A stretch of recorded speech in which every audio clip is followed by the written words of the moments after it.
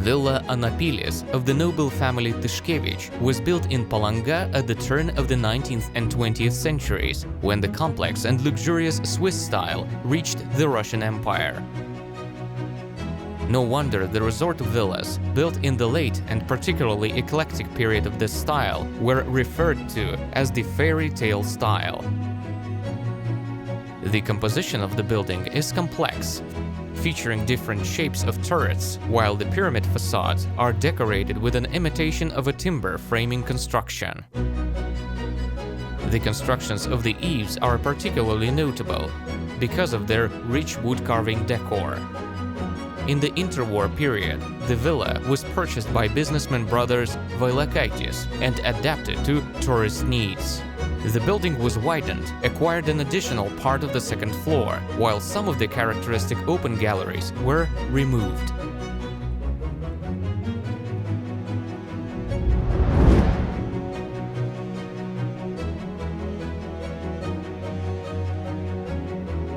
Kurhaus, the main place for resort entertainment, was built in Palanga in 1877. Although it still has retained a number of historicist details, the influence of the German resort architecture is notable as well. The building has undergone several renovations and acquired features of the German modern style, Jugendstil, in the early 20th century. The front facade is asymmetric, featuring a notable entrance and stairway avant-corps with a veranda.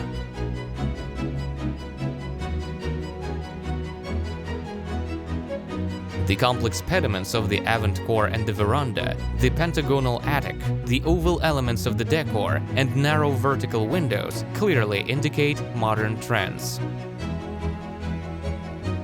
The stage wing with an angled pediment, a string of 5 small windows, and an oval skylight is particularly charming.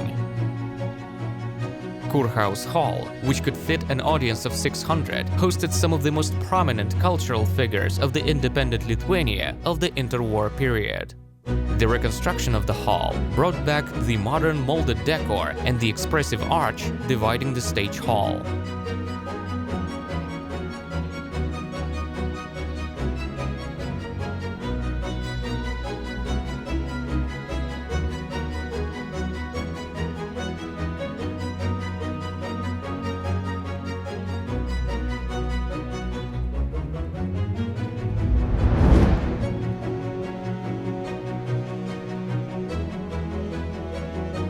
The brick church of the Ascension of the Blessed Virgin Mary was built in the town that was quickly turning into a resort under the initiative of Feliksas Tyszkiewicz in 1896-1897. The building, designed by the famous church architect Karl Eduard Strandman, was finished only in the interwar period.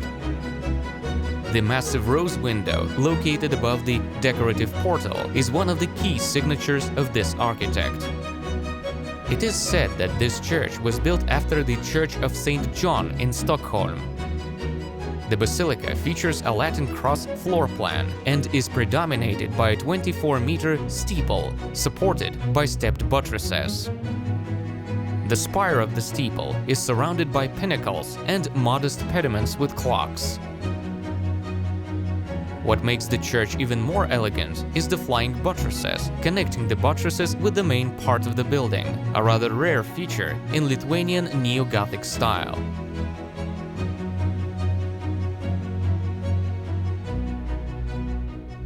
The neo-Gothic spirit is notably present inside the church as well. The interior mirrors elements of the exterior, such as pointed arch and round niches, and profiled brick ribbons.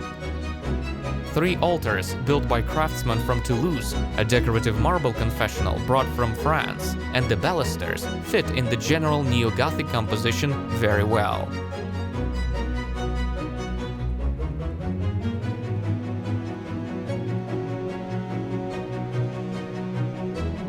Some contrast is created by 2 Baroque wooden altars brought from the old church.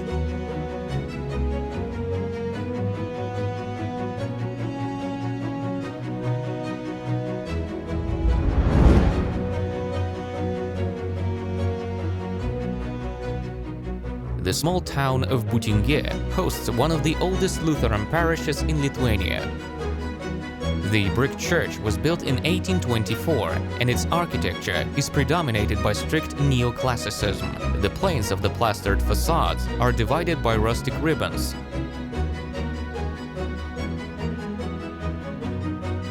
And the side facades feature 2 rows of windows. The smaller ones above the large ones reflect the arrangement of the interior. The massive frames around the lower windows create a monumental impression. The top of the building is finished with a massive buttress with a cornice, while the single-level steeple rises above the entrance.